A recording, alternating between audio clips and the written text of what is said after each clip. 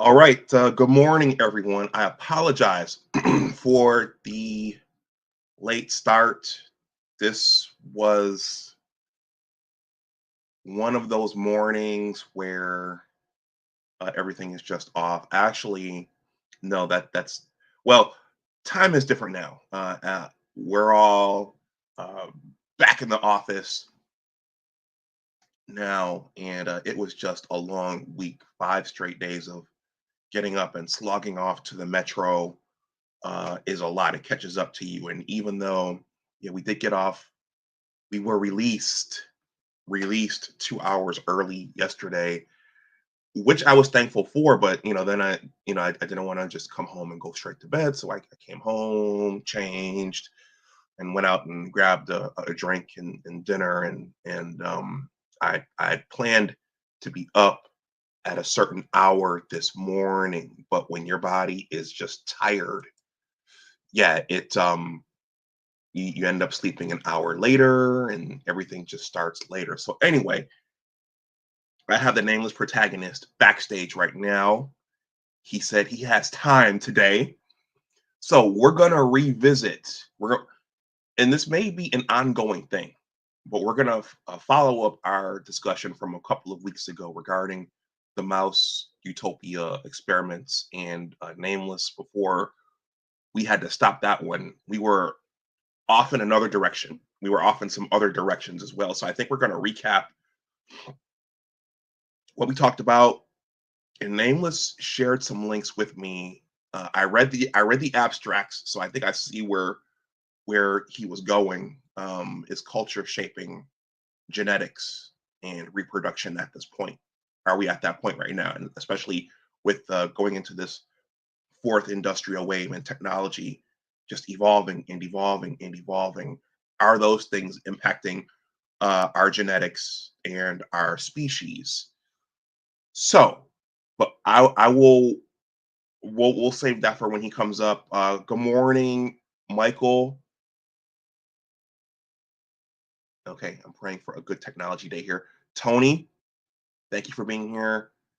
Giagami, thank you for being here. And thank you for all of you smart guys who come back here to listen to me talk about science. Having Nameless here is an honor and a privilege. So thank you for you guys coming. I'm going to share this over on my original channel, and then we're going to get things going. Let me see.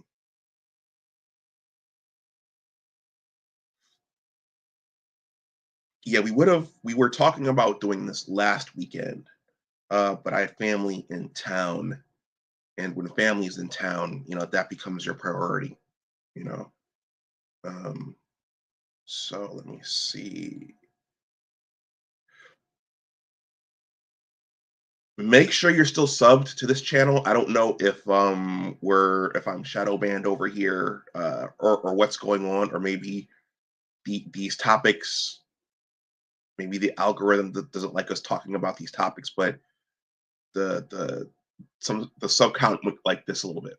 So it went up about 4 or 5, and then it came back down about 4 or 5. So make sure you're still subbed. Let's see.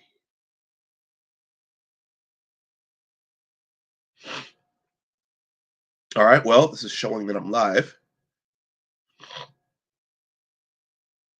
Let me just make the announcement. I'm live.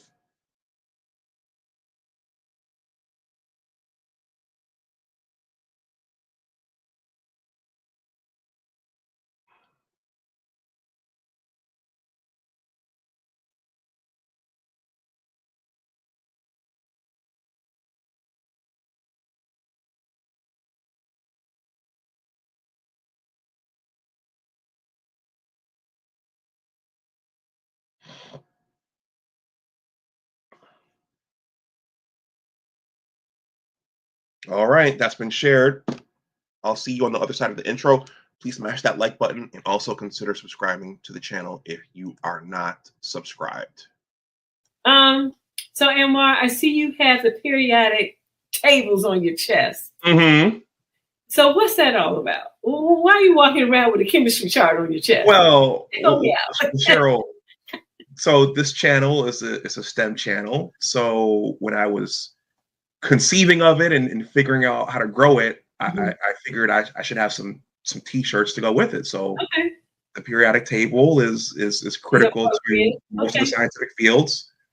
Welcome to Big Discussions 76, Science and Technology. Science and technology are all around us, all of the time, and there are always science and technology stories to tell. All right, everyone. I'm not gonna uh, waste too much time with my opening monologue here. I'm drinking from my one of my Johnson C. Smith University mugs here. That's my undergraduate alma mater. Shout out to Marcus Williams. He said on several occasions, "You only represent Michigan, and you never mention your HBCU, our HBCU, when you do your YouTube content." But my first lessons on zoology. I mean, I had basic biology in middle school and in high school, but in terms of thinking about actual species, what they are, how they live, how they mate, how they reproduce, how different populations live together, those first lessons came at my HBCU, Johnson C. Smith University. There's my little golden bowl right there next to my DNA strand. Dr. Joseph Fail, the late Dr. Joseph Fail, gave me my first lessons on Paul Ehrlich. Okay. And I created a live stream probably about a year or so ago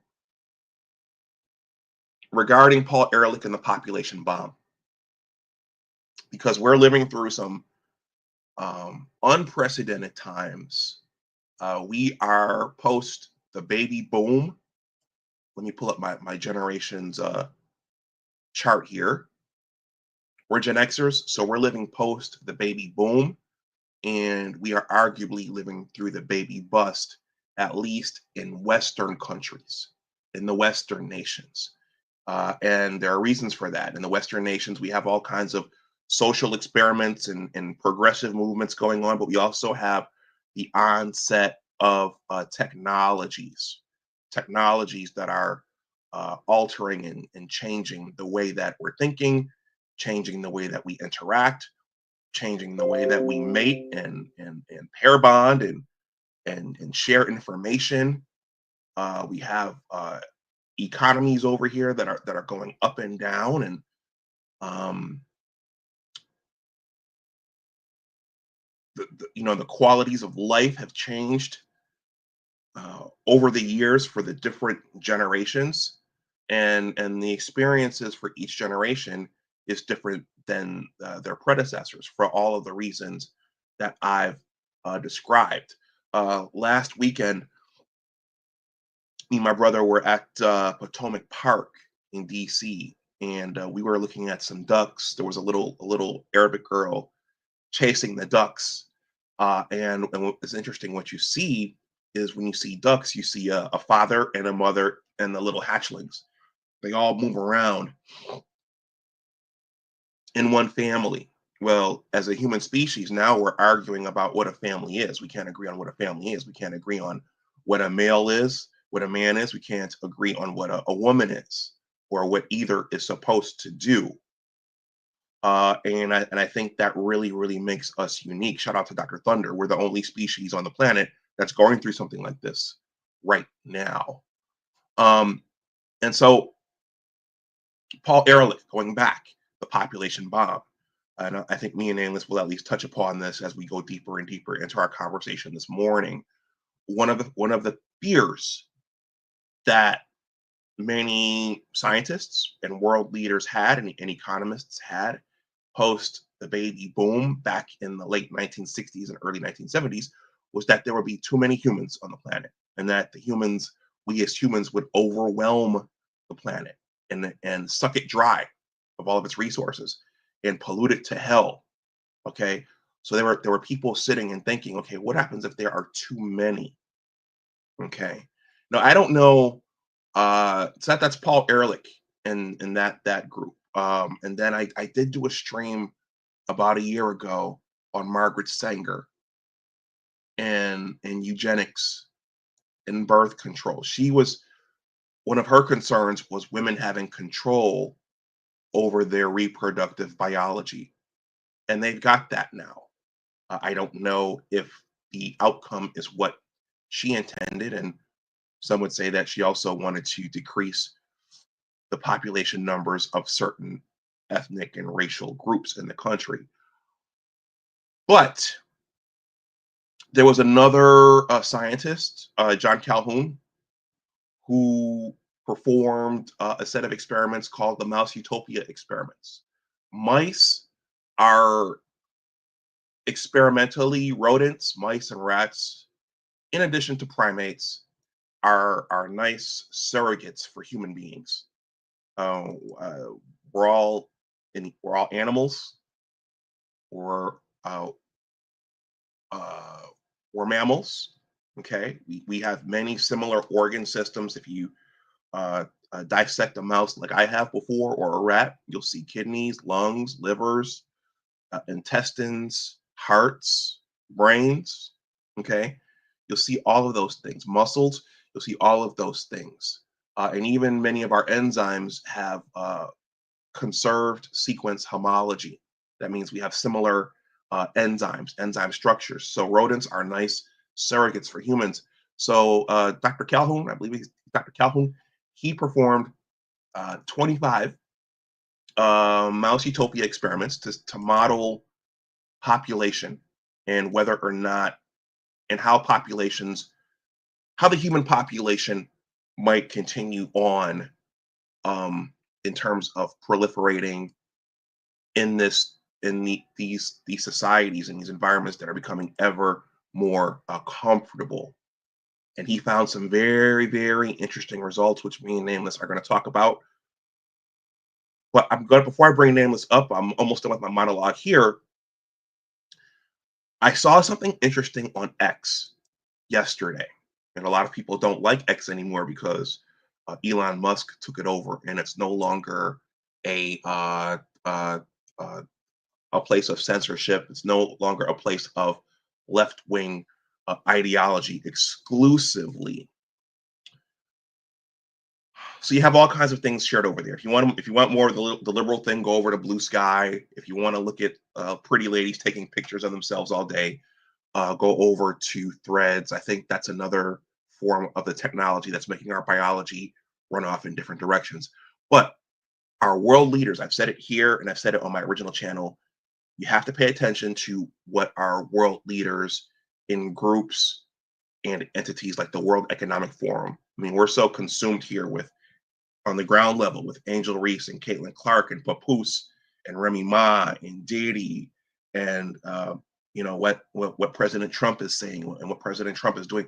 We're so caught up in the day to day that we're not looking up and saying, okay, what decisions are being made for us? Because decisions are being made for us. So I saw this yesterday. I promise I'm going to show this and I'll bring Nameless up. I'm sure he's going to have a lot of reaction to this. We're so consumed with the Voting Rights Act and Jasmine Crockett and what celebrities are doing. Who has heard of Jane Goodall? Okay. I hosted a gentleman named Curtis Schoon on my original channel in Black History Month. I like to have him. I would like to have him come back. He's a content creator, a businessman, and an independent thinker, and a real man's man. But he's not afraid to say what he thinks. And so he quoted this tweet here from Wide Awake Media. The tweet says, the WEFs, that's the World Economic Forum. The WEF's Jane Goodall explains why the world would be a much better place if the human population were reduced down to down to 500 million people and 93% reduction from today's population. So I think today we're at about 8 billion. I don't think we're gonna double on this current trajectory, particularly in the West. But think about that, 500 million. The United States has 350 million. The United States has 350 million. So that's about 25% more. Think about that spread over the planet. Think about that number spread over the planet. That's a lot less people on the planet. This channel's not monetized. This is a short clip. So, hopefully this doesn't get removed. This will be a small part of this stream, just so you can hear what she has to say. Fair use, fair use. So many of the other problems, all these things we talk about wouldn't be a problem if there was the size of population that there was 500 years ago. We cannot hide away from human population growth because, it underlies so many of the other problems. All these things we talk about wouldn't be a problem if there was the size of population that there was 500 years ago. We cannot hide away from human population growth because, it underlies so many of the other problems. All these things we talk about wouldn't be a problem if there was the size of population that there was 500 years ago. Okay, so and Curtis Schoon quoted, let's start with this wretch. He says she's got one foot in the grave and another on a banana peel already. I want to read some of the comments underneath this original post. Guys, we're talking about ecology now. We're talking about population. We're talking about environmental biology right now. That's what this folds into. So this person says the WDF pushes any myth that aids their goal of a merged humanity with a single government by nature, abhors a monoculture, many nations and systems competing, provide better advance and far more resilience to civilization shocks. Monocultures are very fragile and such shocks. The Georgia Guidestone. So apparently, Nameless, I don't know if you've seen this. The gentleman I just mentioned, Curtis, when he mentioned this, apparently this is inscribed in stone somewhere in Georgia. And it says, maintain humanity under 500 million in perpetual balance with nature. So apparently that's inscribed somewhere. Someone wrote that. Oddly enough, the elitists like Jane Goodall, with their lives of privilege, never consider themselves to be in the part of humanity that they are recommending to be culled. Cull is a word for bringing down a number. And let's see, chimps don't grow your food. Chimps don't pick up your garbage. Chimps don't mine the material you need for your phone. Jane Goodall is clueless. Yes, when you see stuff like this is just for awareness. Hopefully this doesn't get removed. When you look at I think one of the stories of the mouse Utopia is that his Calhoun's experiments got discontinued. So whenever the funding got discontinued, so whenever you do research, you need funding. So someone high up said, okay, well, we've seen enough of this. We don't want any more of this. Okay. And so when you look at individuals like this from the World Economic Forum, and even looking at some of the movements in this country, I mean, think about Madam Vice President Harris's the policy points she was pushing, more abortion, maintain abortion, and then we are not going back. We are not going back. We are not going back. Think about those aspects of Black Lives Matter, about breaking down the nuclear family. Is all this stuff happening by chance, or is this a part of a bigger something or other? I don't want to put my my tinfoil hat on, but as a scientist, I look around and I think. Anyway, everyone, that's my monologue. Let's welcome back the Nameless Protagonist. If anyone wants to make a donation to the channel, my Cash App and PayPal, all those items are there. I put those there to sell books, but if you want to make a donation, those are there. My channel is not monetized, probably because of some of the stuff I show, like I just showed. Anyway, let's welcome up Nameless, and we're gonna talk about this and some other things. Nameless, host. The chat and the instructor on the panel. Os. How you doing? I'm well. Hopefully you guys can hear me much better this time than last. Loud and clear. Excellent. Excellent. Excellent. Excellent. I I think we're gonna have to make this a series, fam, because Okay. there's so many moving pieces that is impossible to cover in just a single setting. And I think we'd be doing the topic disjustice if we did that, or misjustice, Mm-hmm. only because there's so many subjective opinions on how people want to take this information. And I think it's important to understand as a baseline. And that's really where I think it'll probably be a good idea to start with the baseline. Okay. That what's being described right here is an algorithm that's embedded in so called social species, which is indifferent to you being human or non human. These are a set of neurological adaptations and neurological frameworking that is consistent across the board, starting from probably the plant kingdom to insects to mammals that are considered social to even herding creatures and ultimately human beings. So, because we share these very similar algorithmic patterns, one of the main things that separates us from animals is that higher executive function within the prefrontal cortex, and the fact that as human beings, as we've moved to this particular stage of the Industrial Revolution, there are many things that haven't changed just because the social environment has changed, the natural environment has changed, or the physical environment has changed. What we're experiencing are individual adaptations, and as a consequence, societal or group slash aggregate slash crowd responses that nobody is immune to. And they are mutually influential towards each other. And it's these vectors that are worth exploring, because many people have a tendency to oversimplify this and say, these experiments were carried out by rats. Rats are not humans. This is flawed. Thus, when you look at the immediate applications of these things of crowding equal pathological behavior, it's a very easy oversimplification or lower resolution convo or thumbnail conversation that you can miss the real actual details that are going on. I want to frame this by saying, when you observe the information we're going over today, consider this. It isn't that human beings are immune to this. It's that human beings have other mechanisms that are likely mitigating this. And the key question to ask is, are key technologies potentially undermining, or are we introducing alternative pathways to this behavioral sink? Because when we look at this on a macro level across the board, there is a direct correlation to first world industrial environments are emulating these behavioral sinks at varying degrees and scales. And it could be that there's a measure of overpopulation happening, and this is a natural consequence.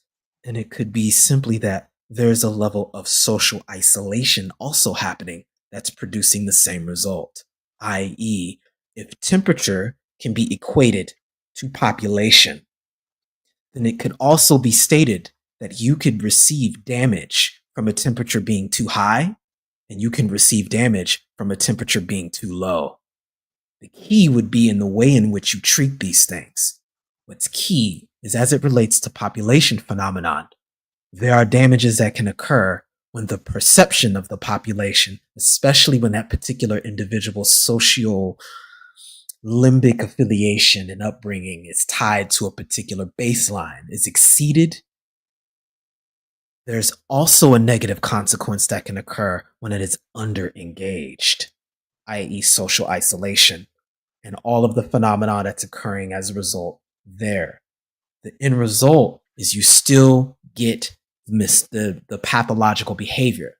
The key to it is, did this occur because of overstimulation or understimulation?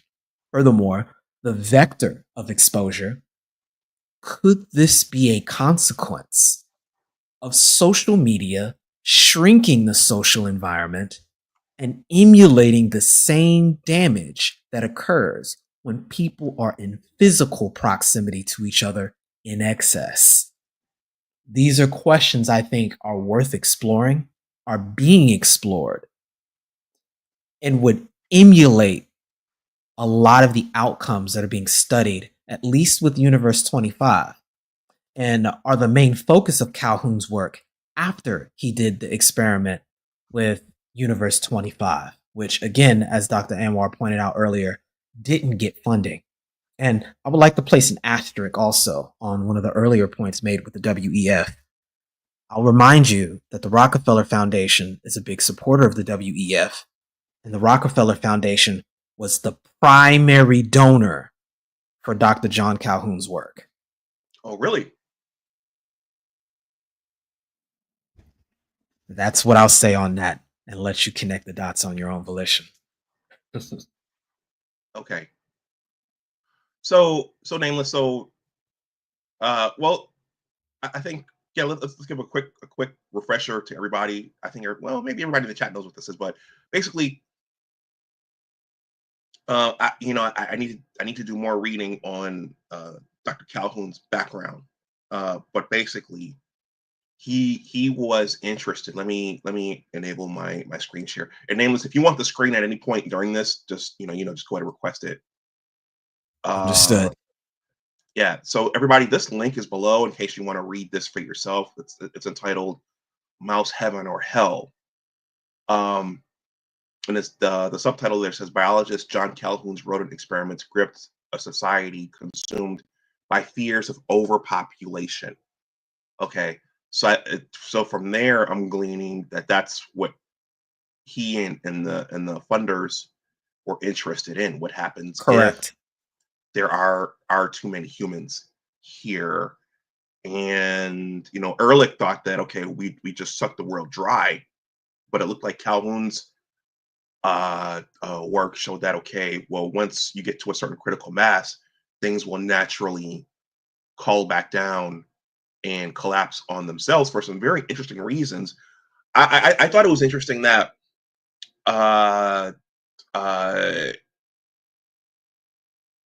social hierarchies, okay, we're not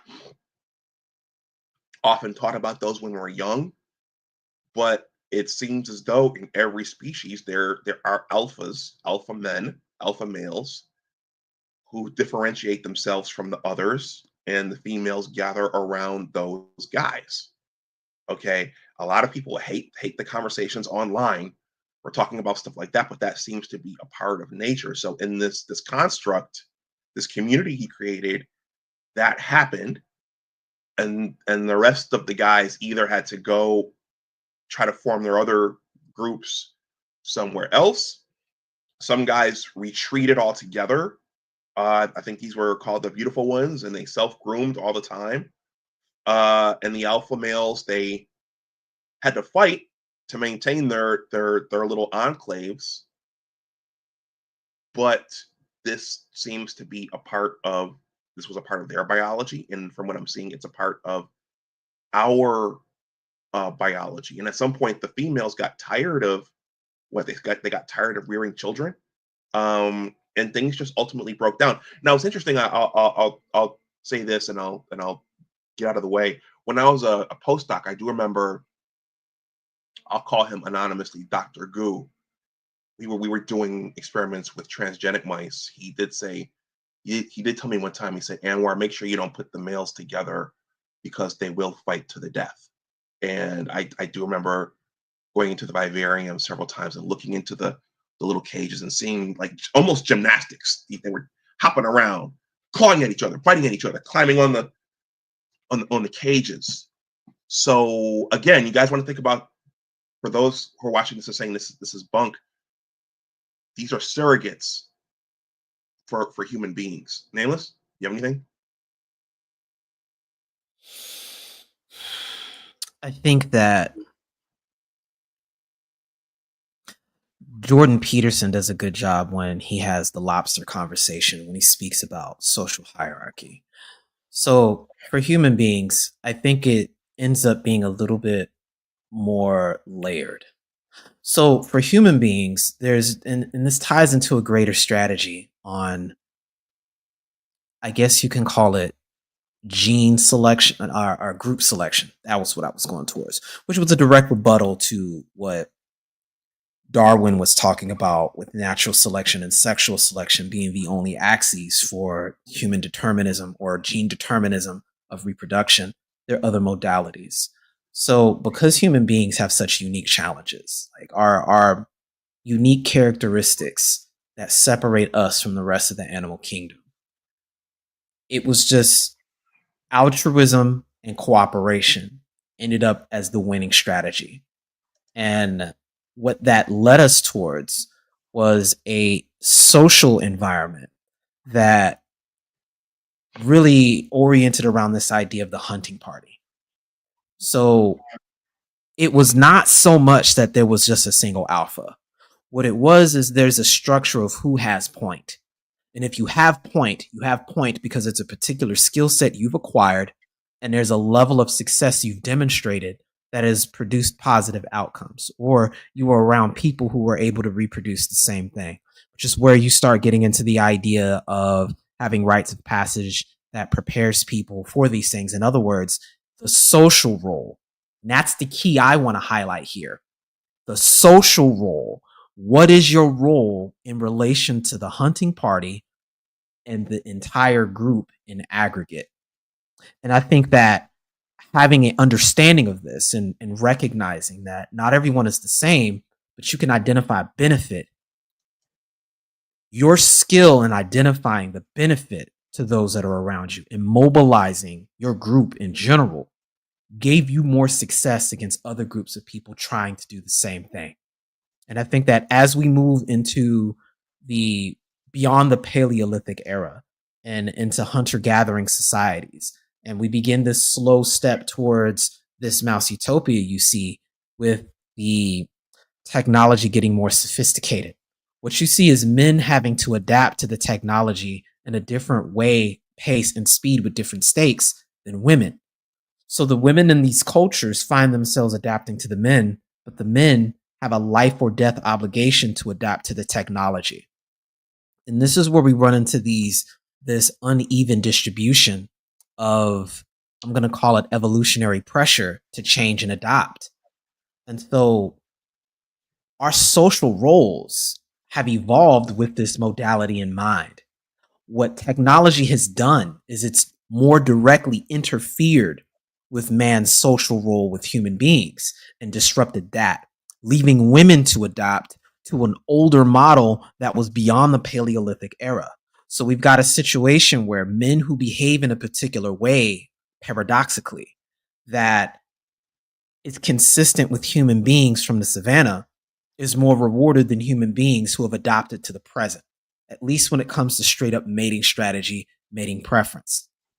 Subsequently, men haven't changed as much with regards to a bottom line acceptance, but there's also a more willingness to accept women of a much greater diversity, which is where you've got this inherent mismatch. So that's why when we get into more controlled environments, the solution was always distribution of sex and arrangement by way of institutions and families. In other words, there's a large portion of human history where the distribution and access to women by way of men was determined by initiation, rites, and institutions. And when you begin to introduce new ways of operating with regard to that, but you haven't added something to compensate for that mechanism, other areas of society begin to degrade. So when you combine all of these different mechanisms, you have social roles, specifically for men, beginning to find themselves invaded by technology, nothing being added as a result of that. And on the other hand, women are gaining access to not only those formal roles, they're also getting greater efficacy to do things on their own volition while maintaining the same social inertia for being female. This is what creates the initial destabilization, because the key to it, the threads that tie this all together, is what do you do when those social roles are either disrupted or made null and void and replaced by the infrastructure itself, which is what you see as the core here in the mouse utopia. If there's no longer a need for the hunting party, under what basis do men learn how to cooperate with each other and develop key skills that become attractive to the opposite gender, that qualify and demonstrate capacity, and aptitude, and the ability to demonstrate competence. Those areas of expression get narrower and narrower and narrower.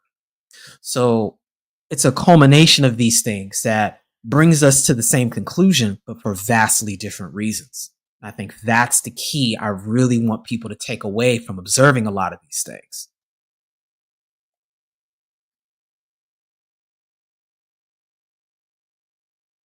You're muted if you don't know right now.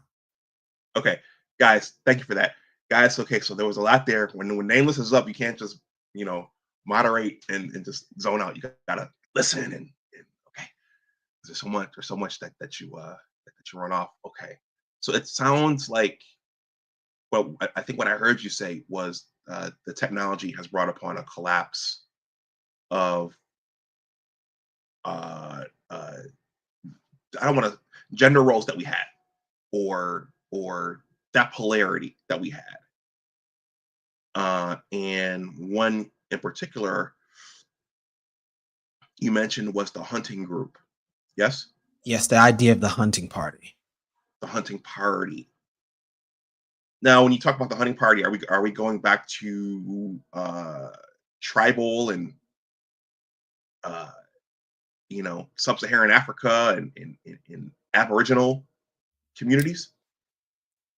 Yes, and I think that extends to war parties later and other forms that adopt to other groups of people doing the same thing. What we're talking about are those men who are going to be responsible for the trajectory of power representing the particular group they're a part of.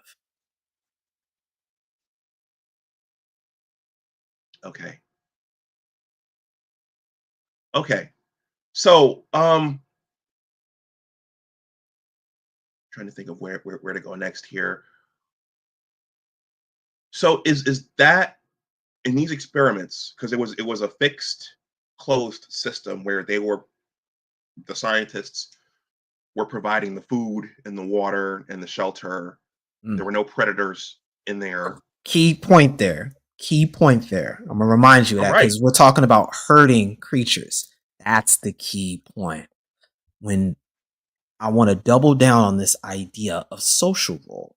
So I think people will be well served to study the shared stakes that herding creatures have in staying alert and watching for each other. Because even though you don't have things like hunting parties when it comes to most social creatures, what you do have are those that are observant or looking out for predators. You have those that are responsible for understanding where food is at. And there is a tendency to follow one another because there's a vested stake of survival. And there's a kind of paradoxical individual experience that particular creature has as an individual. Their own psychology is determined by them. They're their own person or entity, but there's also a shared collective identity that they're all simultaneously connected to, almost like the particle wave phenomenon. So each individual creature within the herd has its own being, but it's the sum total of its behavior of the group that it belongs to also has its own behavior. And there's certain aspects of their neurology as an individual that signal things like readiness, fitness, overall general good being that are directly dependent on that aggregate existence. The issues here end up being when those things are not being actively engaged in, and neurologists will tell you, neurological pathways that aren't used will follow a simple polarity of neuroplasticity. Use it or lose it. And this is where I think we run into with some of these issues here. It's key to explain the environment. And I keep harping on the issue.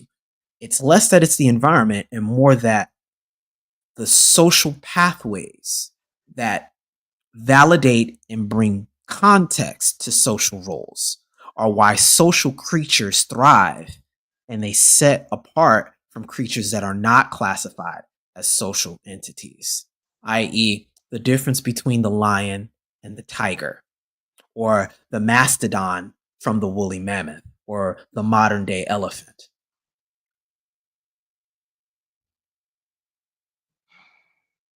Okay. So I'm thinking about what you're saying, and I think this is the significance of when you say the technology is running so far out ahead. of the biology, right? Because it's almost shattering that part of our natural um programming. Yes, there's so many systems, and I like using this experiment to highlight it. If you take your hand and face your hand in front of you, palm forward, right? And I want you to attempt to only curl your pinky. Only try to curl your pinky. Try your best to do it so it can touch your palm. And you'll notice that it's incredibly difficult to do it for some reason. And that ring finger always wants to go down. You can kind of do it with your middle and index finger, and your thumb will stay still. It's very challenging, right? The reason why is, neurologically speaking, we don't actually have a neurological pathway for that finger to just curl. There isn't one. Our brains have not been able, for all these years we've existed, millions of years we've existed, we only have the neurological pathway to ball the fist up. What's happening is there's two different signals going on. There's a signal to curl the whole fist, and then there's a signal to open it again. And that's what we're actually doing as a surrogate to try to curl that pinky finger. So what's going on, what that really talks to, is the reason why it's done that way is our systems operate on a seniority-based modality. So the older the particular system we've adopted, the more powerful that neurological pathway and impulse. That's why these studies are critical. Everything in our biology is predicated on these kinds of principles. The reasons why we were able to evolve as a group, because there were certain things that we were able to lean on from the group aggregate existence that allows for us to do things as individuals that are defined as healthy.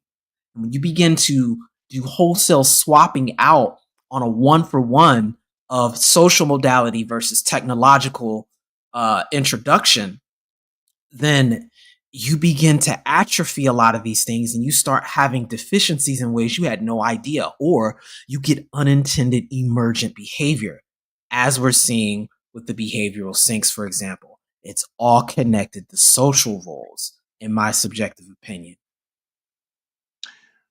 Okay, I want to ask you about a few minutes ago. You mentioned it sounded like within the collective there was an individualistic aspect. But before we go back to that, can you unpack the significance of a behavioral sink? What does that mean? So when he was doing these mouse experiments, he was identifying that there was a pattern that he was noticing. Not just the fact that all of these universes inevitably collapsed. He became very interested after the third and fourth one as to what were the indications that the collapse was imminent, and if he could begin to predict when that was about to take place. And it started with the whole population boom, the leveling off, and then the eventual decline if nothing happened. And it was in the stages of the flattening that he began to see the patterns of behavior that manifested as just straight up antisocial debauchery. That was when hell was starting to break loose. And he began to consistently begin to predict when that would happen. Not necessarily how long it would take for it to reach below replacement, but he began to amalgamize and come up with a protocol, you would almost say, of what particular signs the population would begin to show, which would indicate the eventual population death in general. And these sets of behavior ended up being termed in aggregate behavioral sinks. And that was the real key word and key takeaway that a lot of the individuals funding his research were very interested in. Especially at the time when Carl Jung's work was really big on this idea of social pathology. So this theory was running concurrent along with massive urbanization projects that were taking place in the 60s and 70s. And it was this was also existing in concurrent with that whole Malthusian theory of overpopulation. So that's how all of these points begin to culminate. And it began to get very easy to see how some of this research could be framed in a particular way to disproportionately target certain groups of people. Shout out to the melanated folks and, keywords like quote urban. Believe it or not, it's where a lot of these things comes from.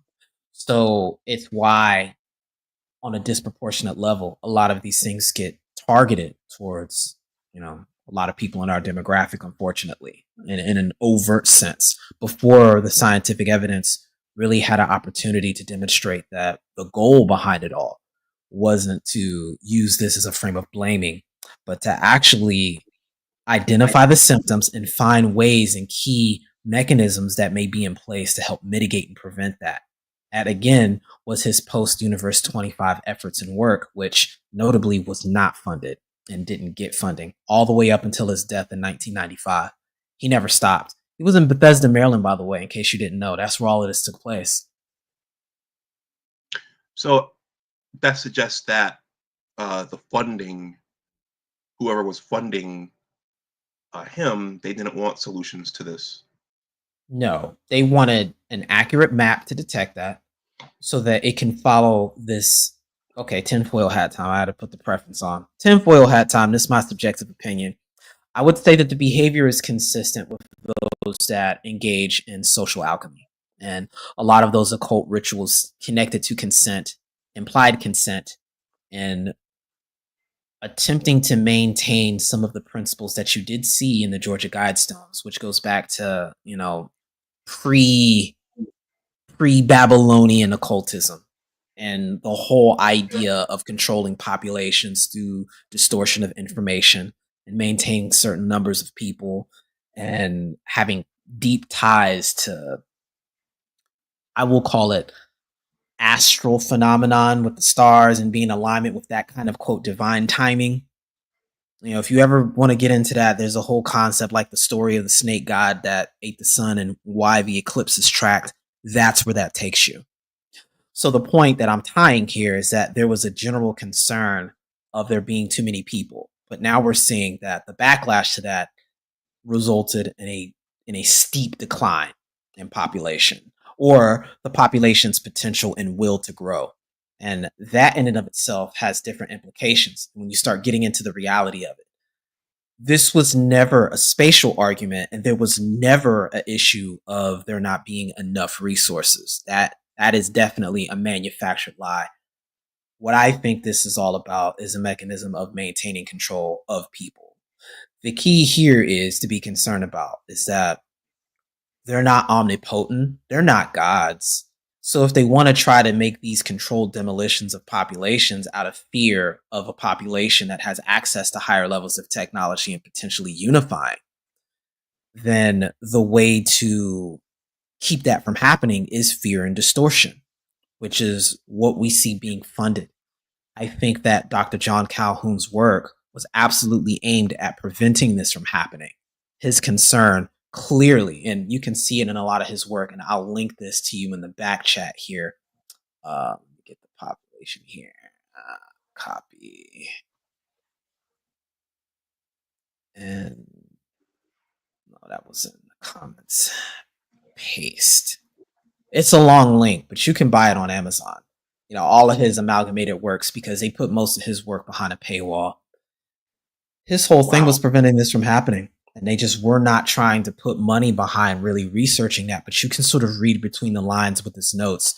And I think that things like a lot of the self-help boom was predicted by John Calhoun as to what people can do to address this in pillars. And I want to get into in the future is actually a big reason why I do the work I do with Maggie, of following up on the leads that Dr. John Calhoun left behind and other people who face this same organization, the Rockefeller Foundation, like Tesla and George Washington Carver and even Booker T, on trying to move in a positive way to engage in industrialization and technology that empowers the aggregate by emphasizing agency in empowering people, in reinforcing social roles rather than degrading them or not offering something in turn, having technology being an empowering tool rather than something that continually takes away and decentralizes. Okay. Sorry. Okay. So it sounds like he predicted much of what we see unfolding around us. I want to go back to what you said about um, I think you said something about, you mentioned the population not losing its will to reproduce itself. Yes. Shout out to Senator Chuck Schumer. But also,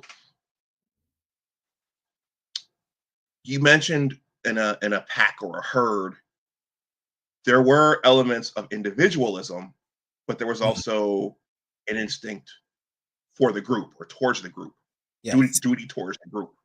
Yes. So is it your opinion or somewhere close to it that with this technology, we've all become so individual that we've lost those uh that biological linkage to the group? I'm going to say and remind you of that point of neurological apathy. This is already being studied behind paywalls. I got a link here in China.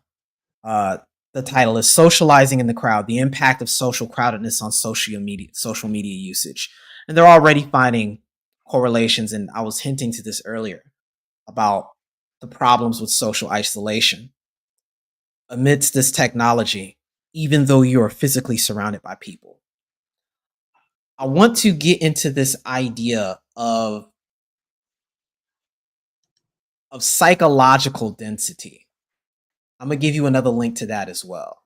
And again, these are all threads, and I'm dropping links in the chat for you guys for your references in the future. These are all concepts that we have access to now that John Calhoun didn't.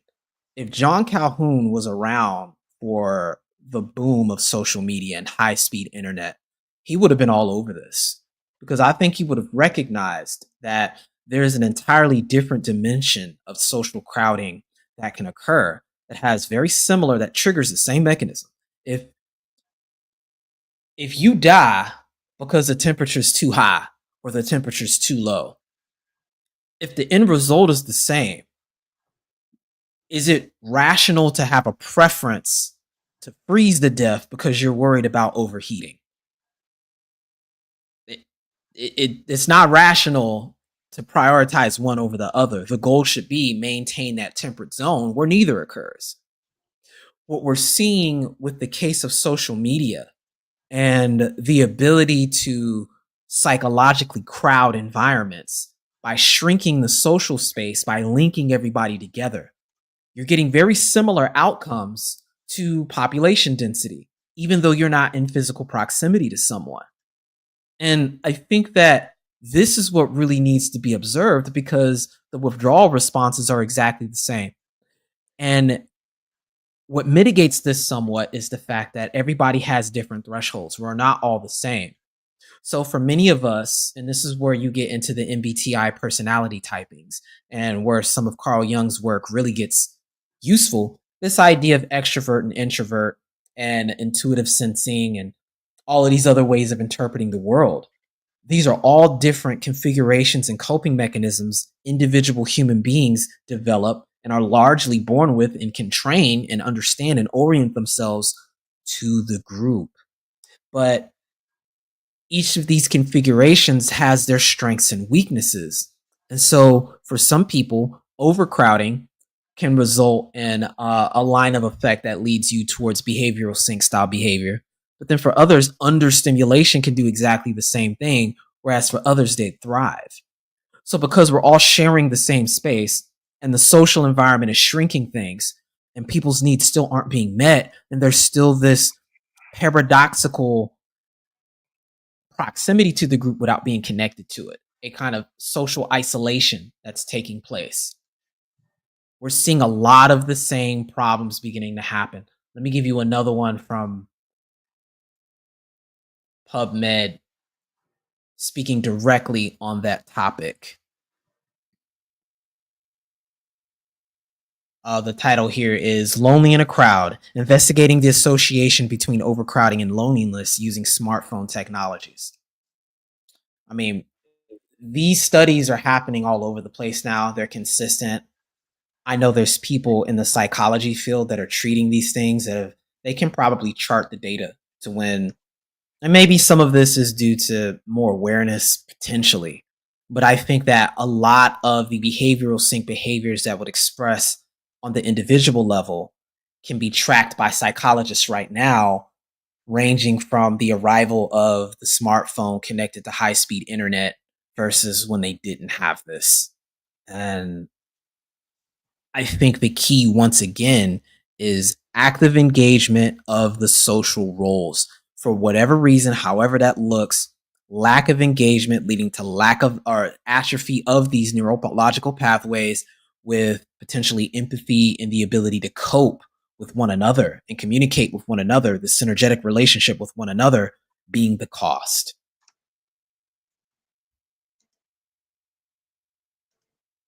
Okay, Nameless, give me a second. I'll be right back. Just one. No one problem. second.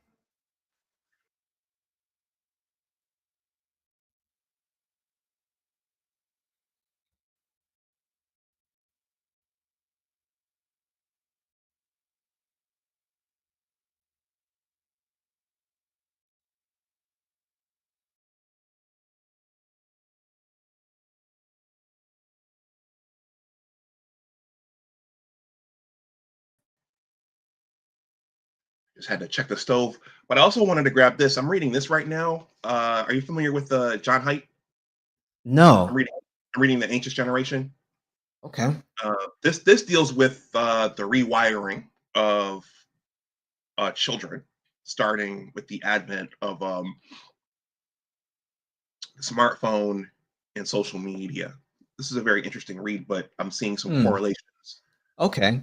between what you're talking about, because in this book he talks about, one of the things he talks about is prior to 2010, children had a play-based childhood where they were out playing and their brains were wiring based upon playing and interacting with other children, and also taking risks while out playing, sometimes getting hurt. And then at some point, parents became overprotective. And then after the coming of the iPhone and the Android and social media, children just started spending more time not playing outside, not learning how to socially navigate the world and read facial expressions and read nonverbal cues and those kinds of things. So I'm just saying this to say, just piggybacking and agreeing that, yeah, they are taking a hard look at this right now. And it's so many things that you can draw a direct line to a technology being introduced and a series of unintended consequences. And what it's really showing, in my subjective opinion, is that far more of what defines a healthy human being has been dependent on, I'm going to call it, the social lattice of the extended network beyond the individual human being. And while, again, as an individual, you can maintain a great deal of efficacy and functionality in spite of that, when you look at the behavior in aggregate, there is absolutely a loss and atrophying taking place. And I'm not sure if you can get back a lot of that once a critical mass has been lost after a certain point. I think a good conversation to have is this idea of play and development, because this is a big conversation in psychology when we get into the developing of coping mechanisms, particularly as it relates to dealing with loss, because a lot of issues tied to loss seem to stem from the inability to play, almost as if play could be an indicator of one's ability to cope with adversity. And it's interesting because when we frame play, and specifically I'm talking about in children, that gets into characteristics of who will be good for the hunting party. I'm going to go back to that concept. What I mean by that is, many people, again, have their predispositions, their temperaments. They're good at certain things, they're not so good at other things. The sign of a good set of socialization is positive engagement with your parents and peers that serve in identifying what your strengths and weaknesses are and adopting beneficial patterns to help you grow and overcome them and sharpen those benefits and minimize those things that you may find problematic. And I think that we see a lot of that with the raising with fathers being present and raising children. Paradoxically, one of the key things they've identified with the role of fathers in child development is play. And I think most of us, I'm going to emphasize this word most. When we think about fathers, there's a measure of play that's involved with that gave us an aspect of our sense of humor and our capacity to challenge perceived weaknesses. So I know you've seen some of the videos sometimes where you'll get the fathers that'll show up and they're like play fighting with the kids, or they're doing WWE wrestling moves with like the freaking a toddler, and toddler's having a blast, and the mom's in the corner having a panic attack, not understanding that. But there's certain things that are being right. There's certain forms being communicated there. You can see this if you've ever been around dogs, for example, going back to the animal kingdom as a point of reference. This is seen with the children or the younger dogs, and with the father figure showing up there, the father will show up and play with the pups like that. And they'll have the mock fights, and they'll be running around zipping all over the place. Like, these are little things that go a long way. And when you demonize that behavior, or you don't allow it at its proper time, the things you give up as a consequence for that.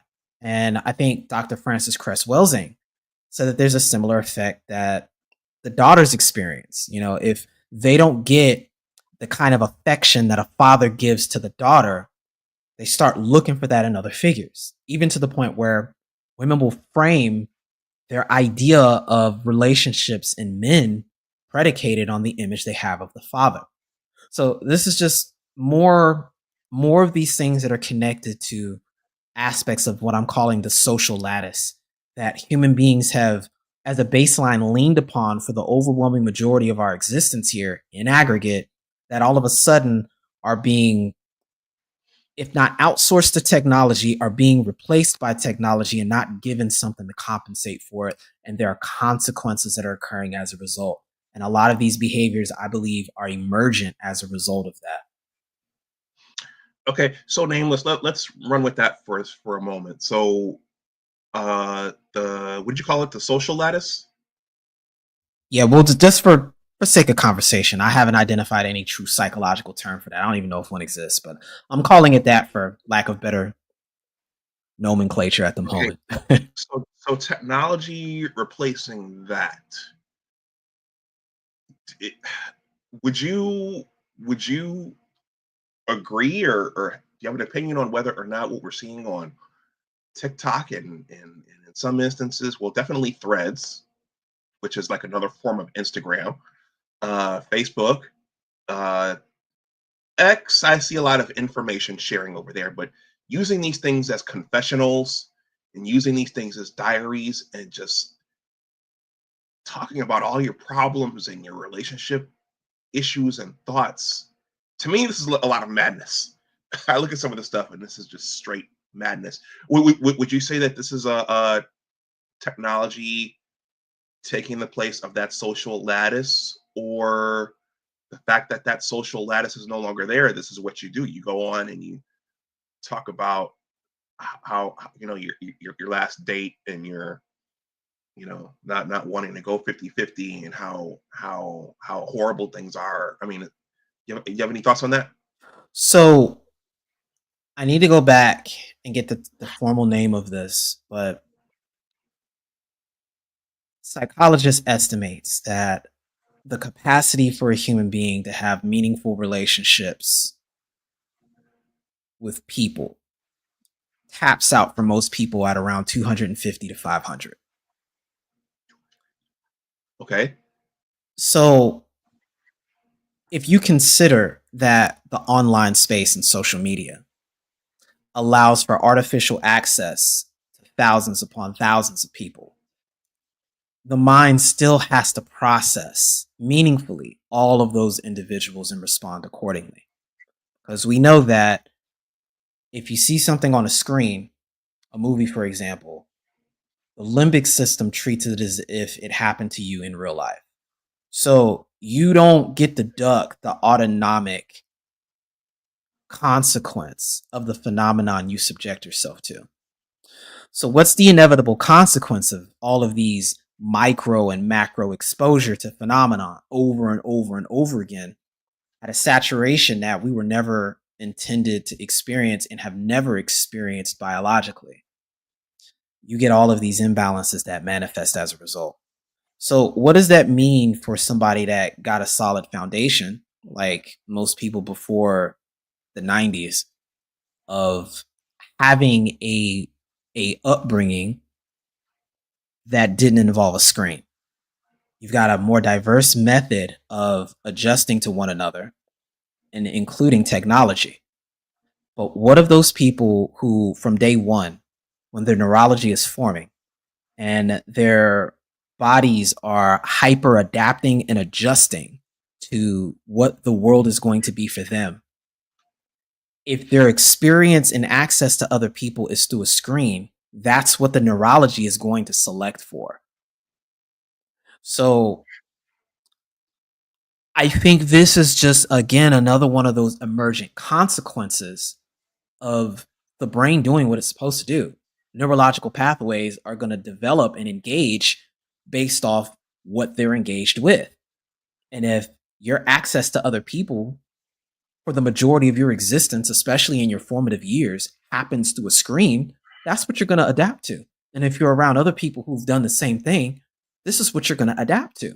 And you will have to deal with those consequences and emergent behaviors that occur as a result of that, which is why you're seeing some of the generationally based and generationally contextualized behavior you see in public right now, where people will stand right next to one another and be communicating on their phone to one another, texting.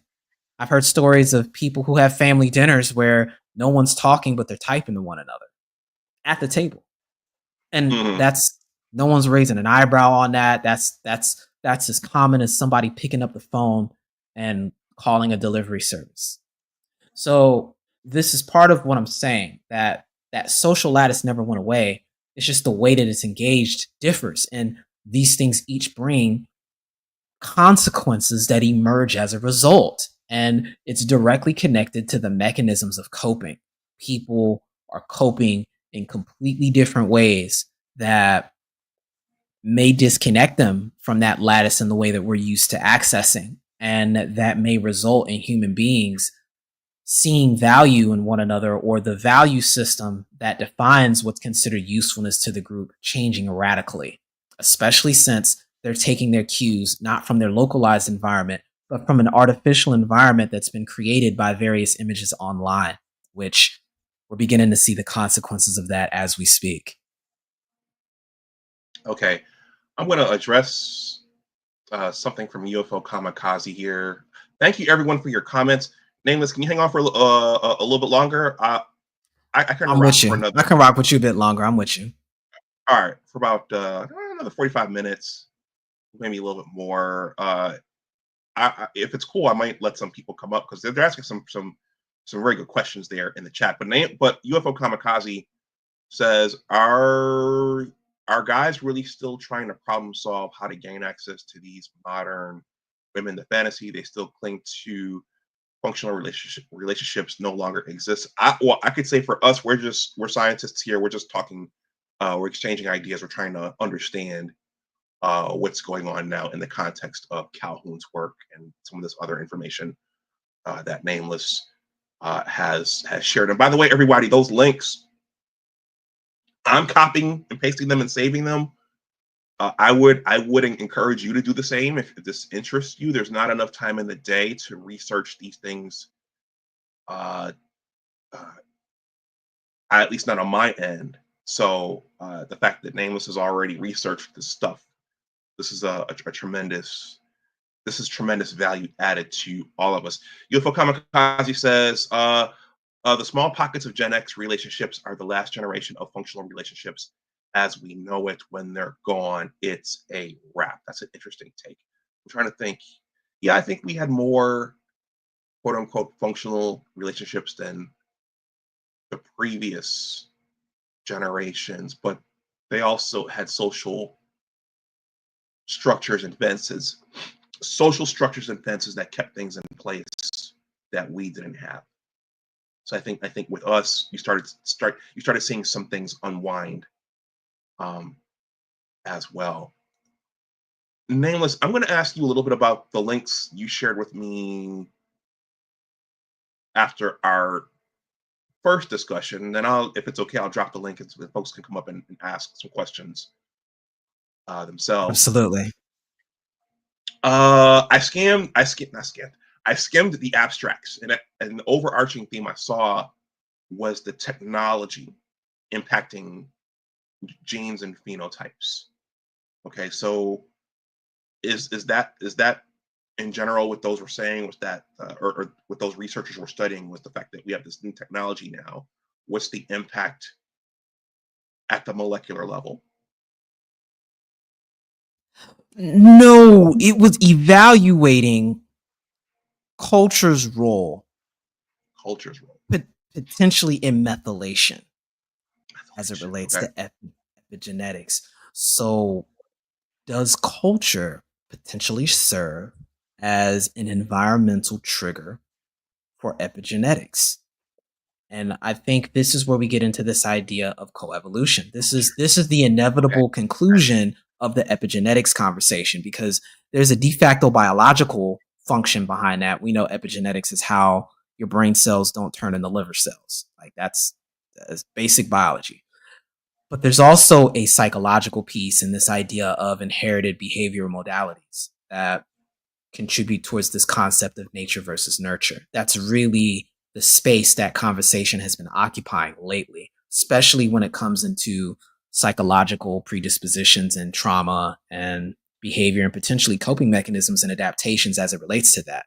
The question was, does culture serve as a composite mechanism to potentially trigger these adaptations? And the general answer is yes. And that then becomes loaded, because it's like you can take two perfectly fine individuals and you can then ascribe positive and negative attributes then to culture. And then that becomes a subjective argument conversation, and potentially a eugenics conversation, not epigenetics, but a eugenics conversation 2.0, predicated on culture rather than race. So the mechanism described there is really describing how culture actually impacts the environment. That's the direction I was taking with that. So if we know culture can impact the environment, it's the environment we're then responding to with a lot of these changes epigenetically.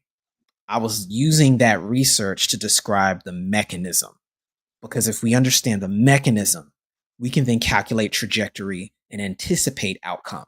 And it offers a potential vector of problem solving when we're trying to get to the root of a lot of these issues as individuals, and more specifically in aggregate. Because for many of us, we can tailor fit a lot of solutions for ourselves. And this is really just simple logic. We know ourselves better than anybody else. We can take cues from the way other people reflect on who we are and use that information accordingly. By and large, a lot of us can solve our individual states on our own. However, that does nothing to the situation in aggregate. And the problem with some of these conversations is that solutions that work for the individual may not work for the aggregate at all, because the calculus that goes into group behavior isn't the same as individual behavior, nor would the solution be the same, because we're not the same. What we do share is a sum total behavior, which is dynamic and always shifting while we occupy a similar space. That's what contributes to the environment. That's the difficult part, because the moment you begin to identify something within the environment, everything within the environment can collapse to that point. And now your conversation is more so about the thing that you've collapsed it to, rather than the dynamic environment in and of itself. And I'll give just a simple example of trying to understand the flower by putting it on a petri dish. There's only so much you're going to understand from that. You'll learn more by observing it in the environment that it comes from, which is the point I'm trying to highlight here. So with this idea of coevolution, it was a question of, does culture influence DNA and gene development and gene selection? And the answer to that, I'm going to say, is yes. And one of the mechanisms we see through that is group selection. Absolutely group selection, and the role that culture, especially for human beings, plays on environment and the creation of this idea of social space. I think that is as important as the natural environment or your physical infrastructure. Go ahead. Okay. Well, I'd also throw in the policies that our elected officials that they green light. Those impact the culture and the well, that's the social environment. That's social environment. Yeah. These are all things. The idea. So the art, when I qualify, I'm qualifying. You go ahead. Go ahead. Yeah, because I wanted to qualify what I mean by social environment, so you can add to it properly, like I see you want to do. There are no politicians in a herd of buffalo, but there are politicians amongst humans. That's all a consequence of the social environment, which is mutually influenced by human culture and civilization. And your civilization is largely cued by the technology that you use to engage with it all. So if you can consider the spheres of civilization animated by technology, and culture animated by human ideology and past adaptations to change, if these two circles can meet at the center like a Venn diagram, what you get is environment. That overlap in the middle is your environment. You've got your natural environment, again, that stems from what nature did. You've got your physical environment, that's the infrastructure that you're a part of. So you see the roads outside, that's part of your physical environment. And then you've got the social environment, which is quite literally everything that most people interact with more so than anything else these days, especially. Just to show you how deeply encompassing social environment is and how important it is for the human being, that it's probably making the lion's share. There's more evolutionary pressure being put on human beings right now from the social environment than the sun's rays, for example. And there's probably more evolutionary pressure being put on human beings from the paint that's painting their wall and the carpet that they're stepping on every day than the grass outside. You see what I'm saying? Like, this is what I mean by order of operation and influence, and how social environment, just the same for the human development, there's so much more influence that the social environment has than someone else. Human beings are less likely to die from a predator than they are from another human being with a firearm, for example. Or for whatever reason, food that they're even putting in their mouth. They're less likely to die from a poison mushroom than from some sugary BS they've eaten from some sort of plant that's been artificially done, some refined good or something like that. That's all social environment. If you can understand the order of influence, to your point. Yeah, well, I was also thinking that in a herd of buffalo, there are also no record executives. There are no saying what kind of music that people should listen to. There are no movie executives saying what kind of genders should be put in movies to influence people. None of that. Political activists saying that we want to do away with the nuclear family. Okay, so there are a lot of things social and cultural. But wait, let me show you how this dynamic works also. Keep the same culture, but change the civilization. You dial back the technology, and where does everything you just said go? Because the civilization's changed. You see the correlation here. That's why that Venn diagram model is so effective to explain environment. And the Okay, job. Okay, let's do that again. Go slowly. All right. Okay. So you listed all of these things that exist in the social environment that are detrimental, Uh-huh. right? Uh-huh. And we're going off the given that culture is supposed to mitigate the changes that occur in technology so that you can have a stabilized environment. That's the given we're operating with. That's the role, particularly the give and take, the balance that was established between these two spheres plays out in the environment. I was saying that if the sphere of civilization, which is governed by the level of technology, if you keep the same culture, don't move anywhere, stay there, but you just dial back the technology, a lot of the issues you described get less and less detrimental, if not completely disappear within the social environment. I was showing how that dynamic influence is key. Okay, and that would be because it can't go viral. You can't spread it. You can't propagate it. You see, Same way. or the culture hasn't exceeded terminal velocity to influence and mitigate these things with proper things that can stabilize and maintain homeostasis in the social environment. So again, it's the culture that provides the answer to the technology that's produced. So fire, one of the first technologies human beings got a hold of. We've had plenty of time to culturally adapt and mitigate that. Stone tools, we've had plenty of time to mitigate that. Farming, we've had plenty of time to mitigate that too. Like, these are all technologies that show up. Different cultures all over the world have different ways they address it, but they've had time to address it. Once we start getting into things like the telegram and the introduction of electricity, that's when things start speeding up a little faster, because you now have changes that occur quicker than the generation that they manifested in. So there hasn't been enough time for people to play around with it and come up with solutions to address the downsides and the shifts in social roles that occur and the shifts that have occurred in the environment. So we're at the point now with high-speed internet technology the way it is, social media, to where the window of relevance within technology went from years to months. Now in some fields, depending on what you do, it's weeks.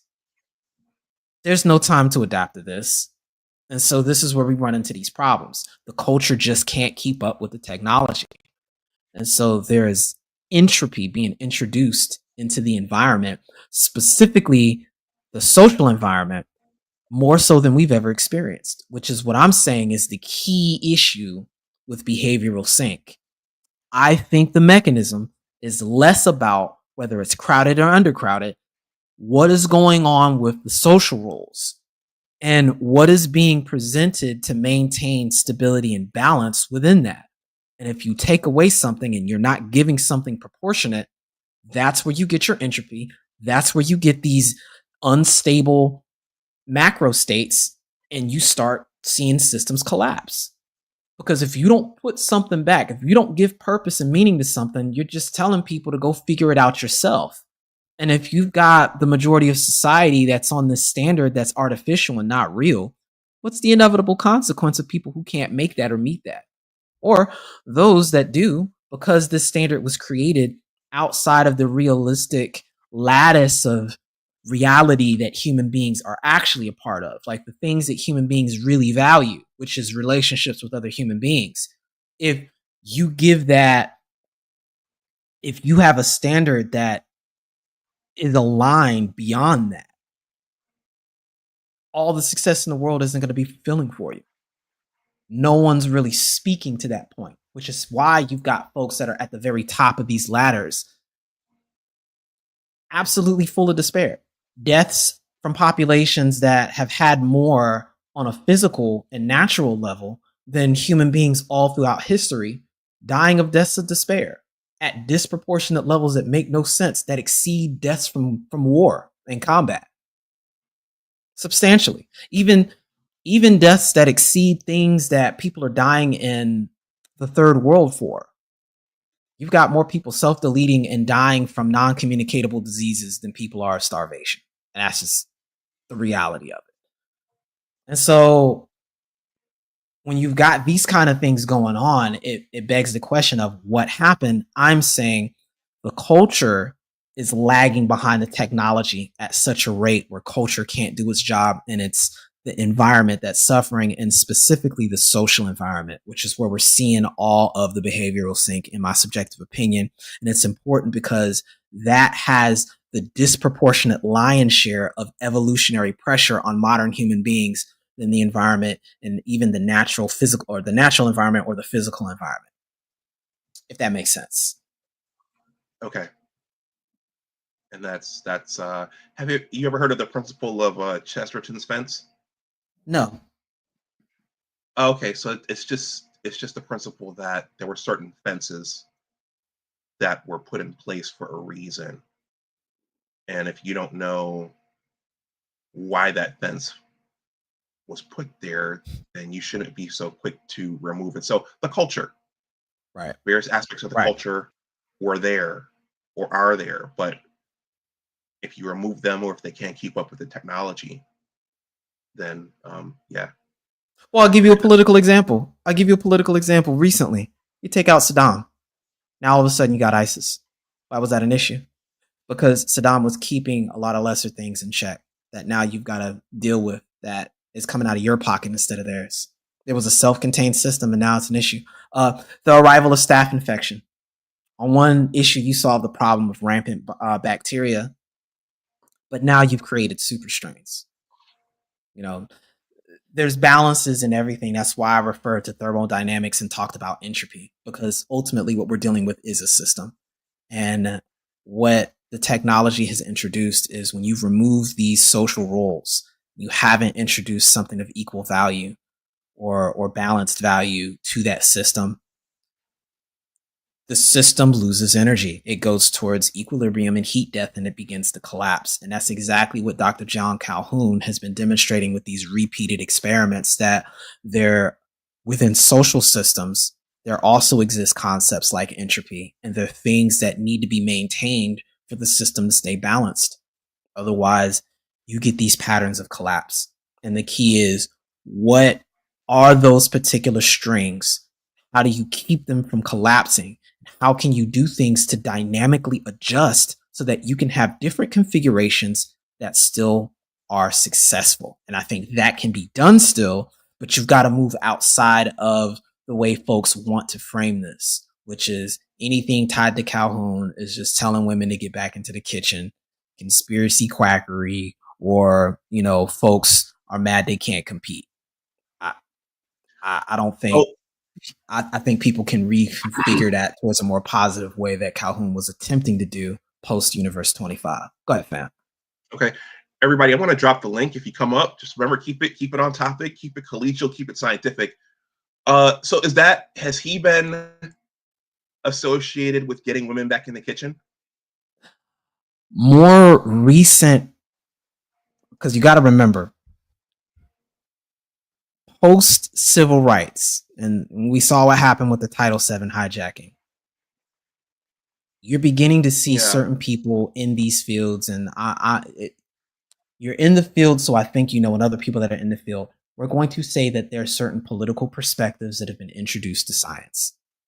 And this is one of those works that are flagged under that no bueno classification when it comes to its application towards human behavior, potentially, especially. It gets talked about very carefully, and they try to designate it to the fields of urban planning and specific context of population density, rather than its implication and explicit mentioning of the value of social roles, because it runs directly in contradiction towards some of those things you were mentioning earlier that introduce entropy to the social system. So that's why folks end up walking on eggshells with some of this, especially recently, and why consequently only people in certain spaces are even talking about this conversation with regard to the Mouse Utopia experiments as it pertains to the direction modern society is going, especially post social media. Okay, everyone, the link is right there. Of course, if no one wants to come, then both Nameless and I are busy guys, and we have things to do. But everybody, for those who don't know what entropy is, Nameless has mentioned that several times in the last hour and a half. That's a chemistry physics term that means disorder. So he's referring to our society and our species trending towards disorder. And so in his last verbiage, he was talking about how uh, anything that suggests that going back to traditional social roles is taboo, even if it's going to lead towards less entropy and restore us back to more order. So that's interesting that his research would be categorized that way. Oh, especially now. And you got to remember that paradoxically, what this is resulting in, and the ultimate currency that it's costing us, is trust in one another, trust in other people. My concern is that failure to come to a reconciliation with all of this is going to result in the option C, which is algorithmic autocracy. And what I mean by that is people will just outsource this to the very technology that started the issue in the first place, because people are used to interfacing with it. Folks think it's impersonal and they're not familiar with algorithmic power, and they'd be more comfortable having trust deferred to technology due to a lack of trusting people. That's fundamentally where my concern resides at right now. Because if your social lattice historically is what provided you context and meaning to cope with life, and now the face of that social lattice is through a screen and by way of technology and apps,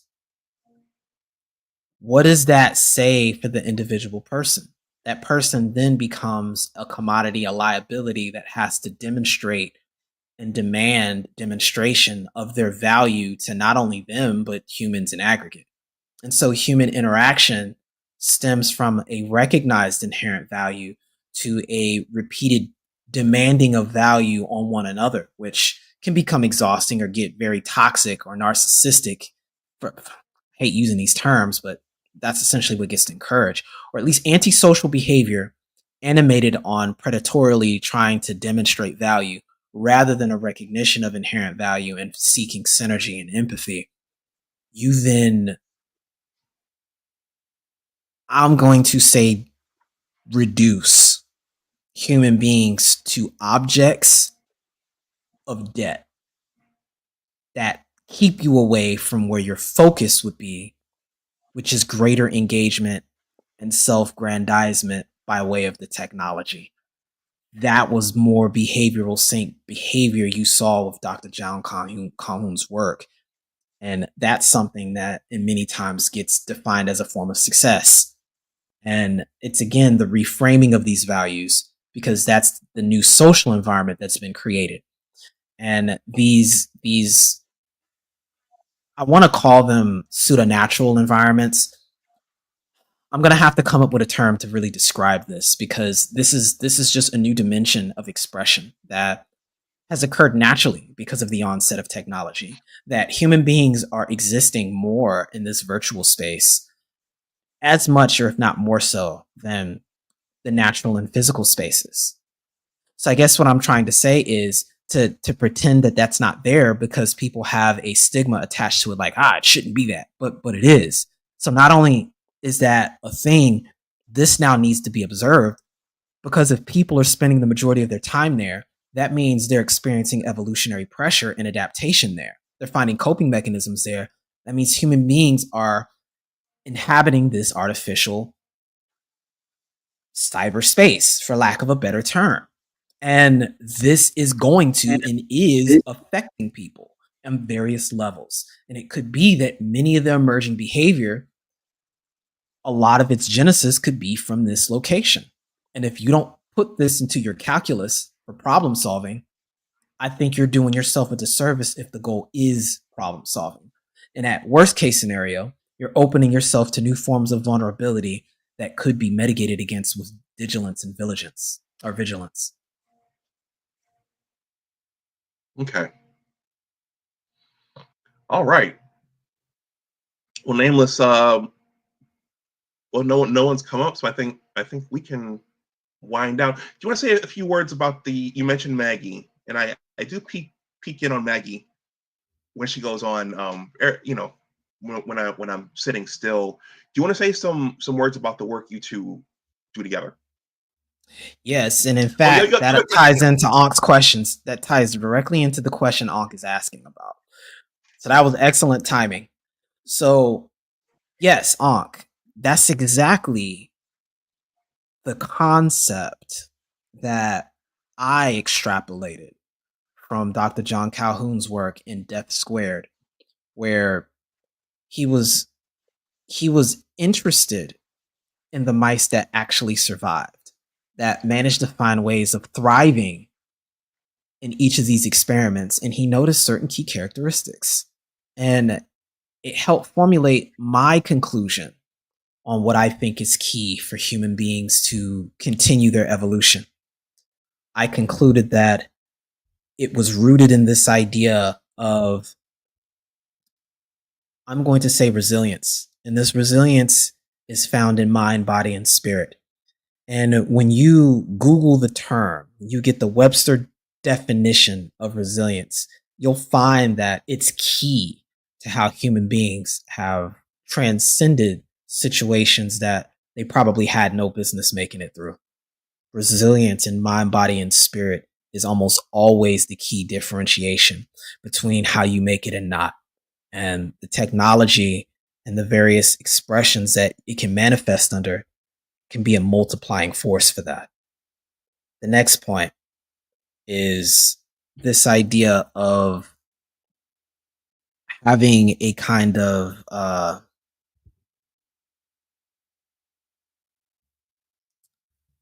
we can say empathy in mind, body, and spirit as well. So if you've got individuals that are animated by trust and have the ability to see value in one another, then that can give you the tools that's required for you to overcome situations you have no business. I won't say no business. In situations where we can make greater use of individual benefit. If you have trust and empathy, you can have greater cohesiveness to solve issues as they arise. In the absence of that, you find that you run into situations of fragmentation and division.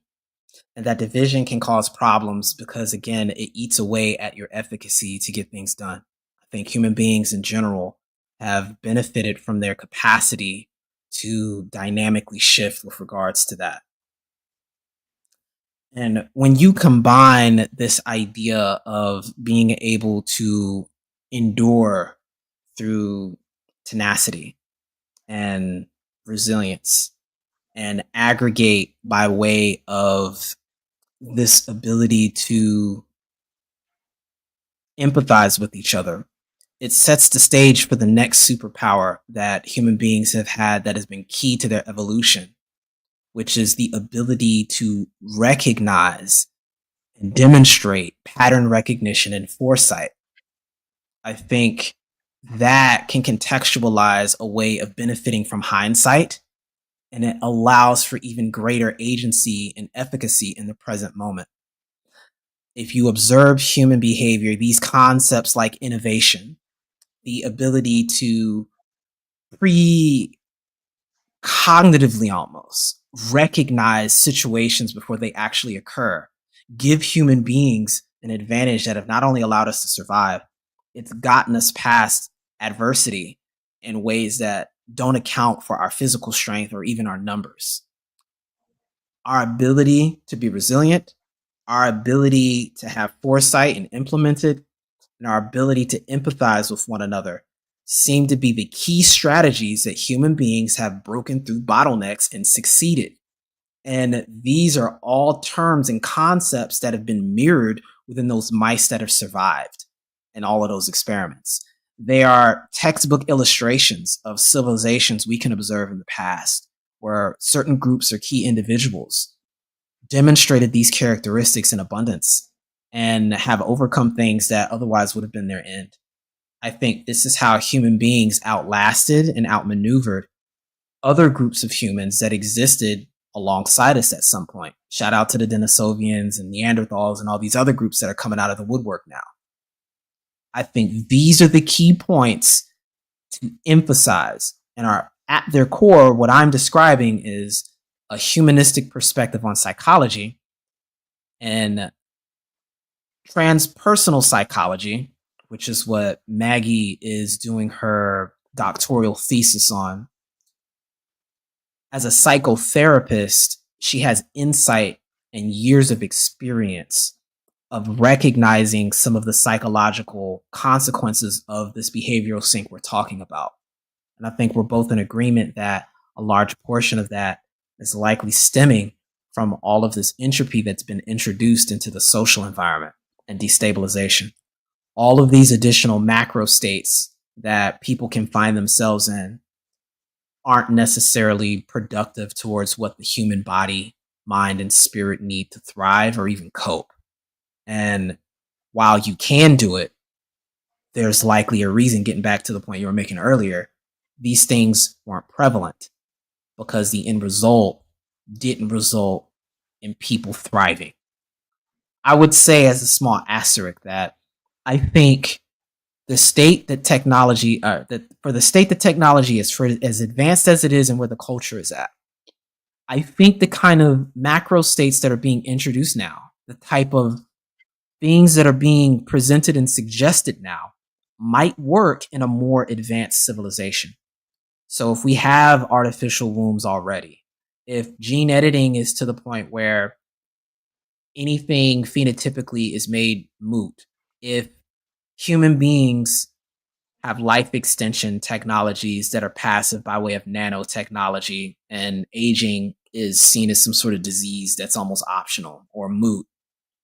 In this type of society, some of the concepts that are talked about now may not be as detrimental, but we're too far away from that for that to actually work and just let things be as they may. And we're too far advanced to just go back to the Paleolithic era. So the conversation now has to be a direct recognition of the trajectory of the society, an acknowledgement that the social roles are changing and that there needs to be something put in place of that to compensate for that loss.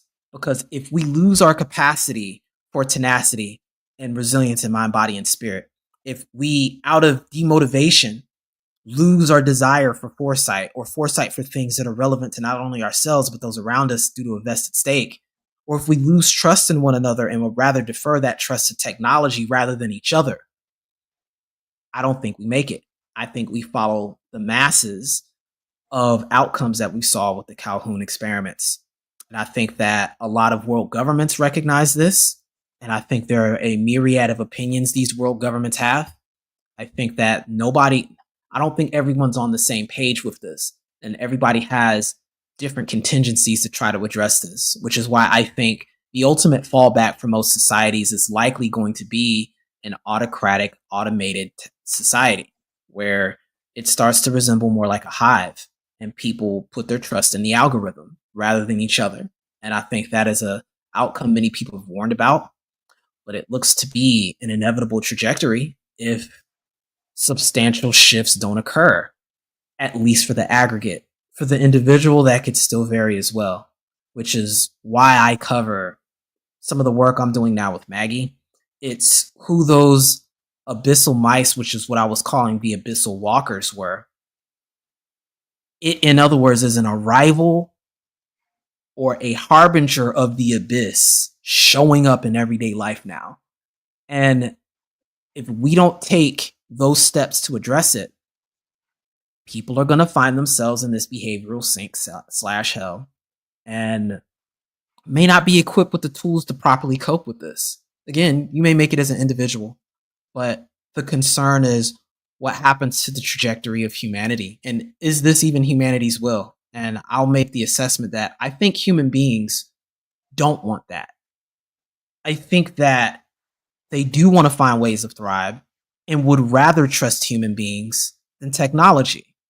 It's just this paradox of while we're so connected, we're somehow isolated.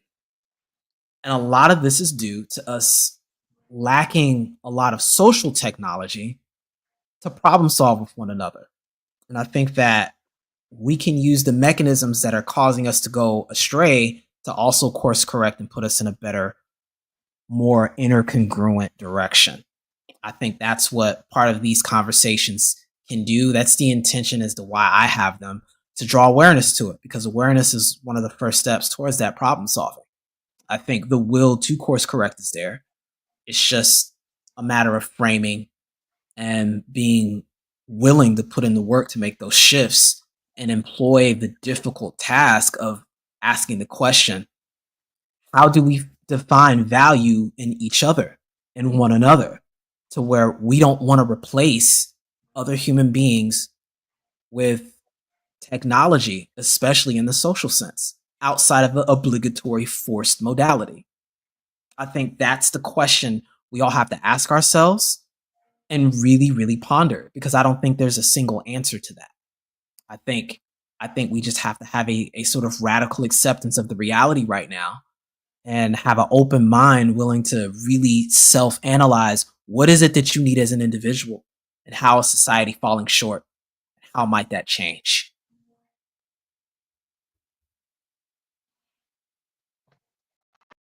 All right, everybody, the Nameless Protagonist. By the way, Nameless, the other day I was thinking, is that name, is that adopted from, is that a wink and a nod to the Tenet? No, Because his John David Washington is that's his character. I didn't know that. He doesn't have a name.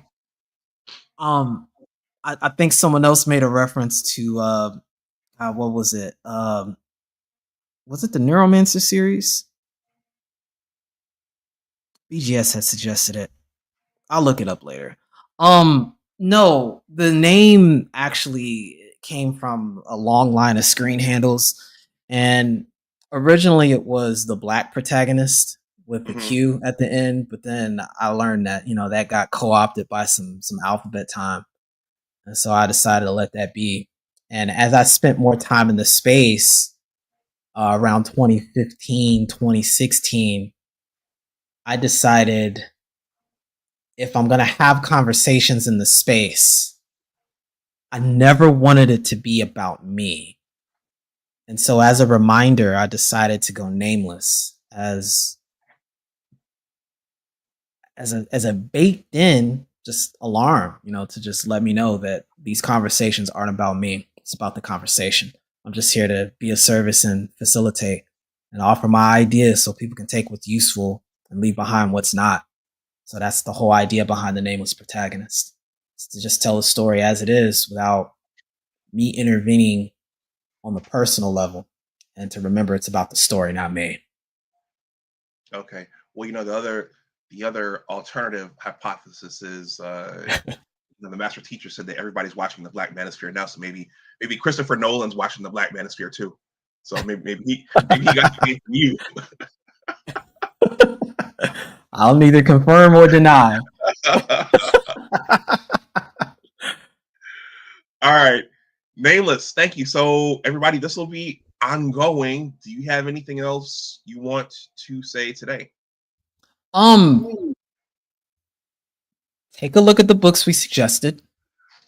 Understand that the key issue here is social roles, social crowding, and the context under which social crowding can be understood. And I would advise people to consider that there can be a overcrowding and an undercrowding that is non-determinate of the actual numbers of people. It is all about your psychological perception of it as an individual and how that plays out as a group. What Dr. John Calhoun did was he identified a mechanism. What a lot of our work now can and would be of service to do is to understand what mitigating mechanisms we have that keep us from that state as individuals and then subsequently as a group, because we still do see some key correlations. As the technology gets more sophisticated, if the culture doesn't provide a opposite and equal response to stabilize the social environment, you get problems. It's not a greater than, lesser than. It's not a you right, they wrong, you right. This is simple biology. And if you can have a radical acceptance of that, you can start working on possible solutions, starting at least for yourself, and begin to identify what the key important issues are. I still think it's resilience in mind, body, and spirit, the ability to demonstrate foresight, hindsight, and mindfulness in the present, and maintaining a measure of empathy and trust. Even if the ratio's on some 80-20, you got to still value human beings by starting with valuing yourself. Because if you go down that road of not valuing people, I think it's a wrap. I don't know what separates you from the technology at that point, besides the capacity to give a damn, essentially. But that's the context. That's my lens that I'd like to offer people to consider when examining these things. Yeah, and I just had another light bulb moment. I think this would fall under esoteric knowledge, because only I didn't know of John Calhoun Nameless until I heard you and Nicole talking about him. And when you guys are at your Memorial Day barbecues and your 4th of July barbecues and Labor Day and sitting at the Thanksgiving table, nobody knows about this. So I think this would very much fall under that. And so a lot of people are walking around almost, well, like in the Matrix, with the veil over their eyes, and they don't know what's happening or why. So all right, well, with that, yeah, so Nameless, we'll talk some more offline. And everybody, well, all of you know, but if you want to hear some more from Nameless, Nameless has his own platform, and he's on with Maggie pretty regularly, and it looks like we'll be huddling up over here on a regular basis. So thank you, Nameless. Everybody, I'm gonna wrap the stream up. Thanks for having me on. All right. Oh, everybody, a bit of quick advertising. These are a cluttered desk over here. But yeah, if anybody wants a copy of my book, The Engineers, this part of what this is about is changed environments. It's about learning to find your way in the world. And I mean, there are elements of what we talked about wrapped up in this. It's not just about shooting hoops. It's about life. If you're interested in a hardcover, I'm selling them here for you guys for 25 for the hardcover, 22 for the paperback. Just use one of those methods there in the ticker. But if you do use one of those methods, make sure you send me your mailing address. If anyone sees Royston Gibbs, I don't have his mailing address because he didn't send it to me. So I don't know where to send Royston's books. If you see Royston, calling Royston Gibbs. If you see him, tell him I don't have his mailing address. Anyway, Super Trend says I'll take the hardcover. Okay, yeah, just use one of those methods there, and send me your mailing address, and I can put it in the mail for you pretty quickly. Everybody, so yeah, so I will. Yeah, I will. Me and Nameless we'll talk, and we'll come back. There's so many ways, so many directions we can go in with this, but I'll be back next Saturday with something. And enjoy the rest of your holiday weekend if you have Monday off, and be safe out there this holiday weekend. And I will talk to you the next time. Please like, share, and subscribe. Again, this channel, I think YouTube does probably because of some of what I talk about here, YouTube does the unsubbing thing. So make sure you're still subbed. So with that, everyone, as always, remember that your attitude determines your altitude. Always try to do your best.